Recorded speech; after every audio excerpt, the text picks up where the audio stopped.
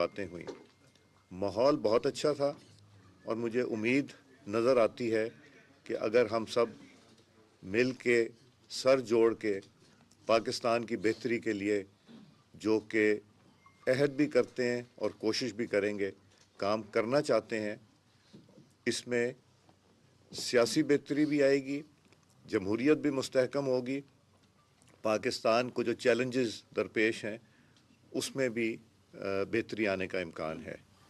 چونکہ آج کچھ ممبران اپوزیشن کے نہیں تشریف لا سکے، تو ہم نے اگلی میٹنگ 2 تاریخ کی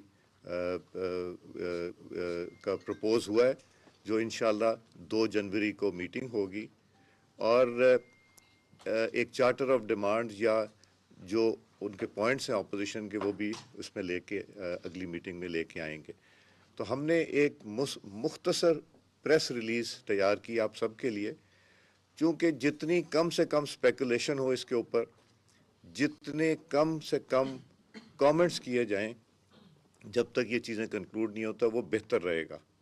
اور آپ سے بھی گزارش ہے کہ اس کو ایک پازیٹیو پرائے میں آپ بھی دیکھیے گا، نیگیٹیوٹی کی طرف سے نہ دیکھیے گا، چونکہ آج کا ماحول اچھا تھا، اور ہم چاہتے ہیں کہ پاکستان میں بہتری لانے کے لیے پارلیمنٹ کے اندر، پارلیمنٹ کے باہر پولیٹیکل پولرائزیشن کو بھی ختم کیا جائے۔ تو میں گزارش کروں گا عرفان صدیقی صاحب سے، جو آج جو متفقہ پریس ریلیز بنی ہے وہ آپ کو پڑھ کے سنا دیں۔ شکریہ۔ اب یہ اٹھا لیں یہاں سے اور وہاں رکھ دیں۔ ایک سیکنڈ عرفان صاحب، مائک رکھنے دیں۔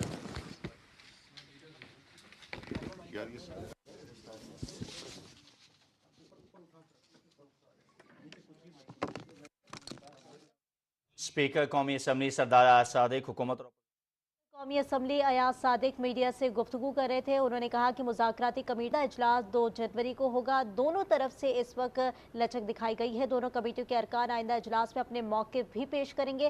ساتھ ہی انہوں نے کہا کہ کم سے کم تبصرے مذاکرات کی کامیابی کی ضمانت ہوں گے۔ انہوں نے یہ بھی کہا کہ حکومت اور اپوزیشن مذاکراتی کمیٹیوں کی پہلی ملاقات ہوئی ہے، جس میں جو اپوزیشن کے رہنما ہیں وہ شریک نہیں ہو سکے، اس لیے اجلاس 2 جنوری کو ہم نے دوبارہ طلب کرنا ہے۔ اتحادی کمیٹی کے درمیان مذاکرات کی پہلی باضابطہ نشست ہوئی۔ اسپیکر قومی اسمبلی سردار ایاز صادق نے اجلاس کی صدارت کی۔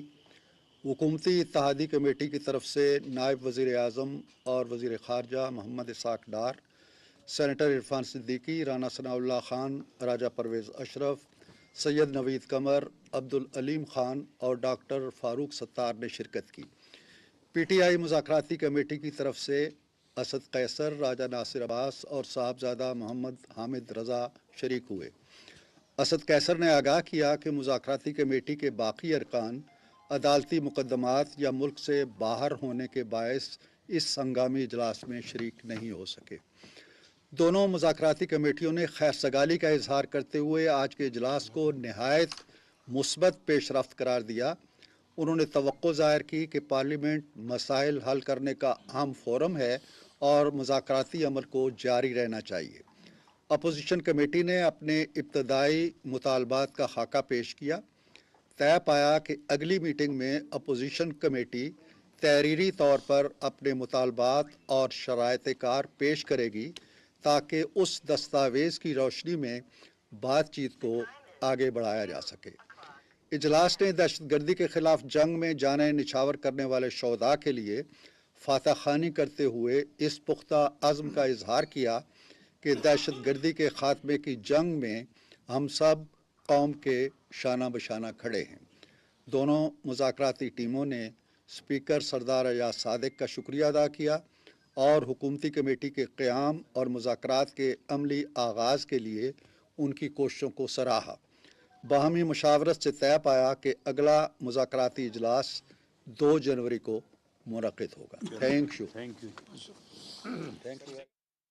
हुकूमत और अपोजिशन मुज़ाकरात की पहली नशिस्त के बाद अलामिया जारी किया गया है, जिसमें यही कहा गया है कि दोनों तरफ से मुस्बत रिएक्शन दिया गया है। पार्लियामेंट हाउस में मुज़ाकरात की पहली नशिस्त हुई है। इसमें नायब वज़ीर आज़म इसहाक़ डार, राना सनाउल्लाह, नवीद कमर, फारूक सत्तार भी शरीक हुए हैं। साथ ही दोनों कमेटियों ने मुज़ाकरात को मुस्बत अमल करार दिया है और साथ ये भी बताया गया कि तहरीक इंसाफ से जो रहनुमा शरीक हुए, उन्होंने कहा है कि हमारे जो दीगर रहनुमा हैं वो अदालती कार्रवाई और मुल्क से बाहर होने की वजह से इस इजलास में शरीक नहीं हो सके हैं, जिसकी वजह से ये इजलास जो है वो 2 जनवरी को रखा गया है और 2 जनवरी को ये इजलास दोबारा तलब किया जाएगा। पार्लियामेंट हाउस में मुज़ाकरात की पहली नशिस्त हुई, जिसका अलामिया भी जारी किया जा चुका है और उस अलामी में यही बताया गया है कि दोनों तरफ से एक मुस्बत रिएक्शन दिया गया है और इस मुज़ाकरात को आगे जारी रखने पर इत्तफाक भी किया गया है। और साथ ये भी बताया गया कि तहरीक इंसाफ के जो दीगर रहनुमा शरीक नहीं हो सके हैं, उनकी वजूहात यही हैं कि अदालती कार्रवाई और मुल्क से बाहर होने की वजह से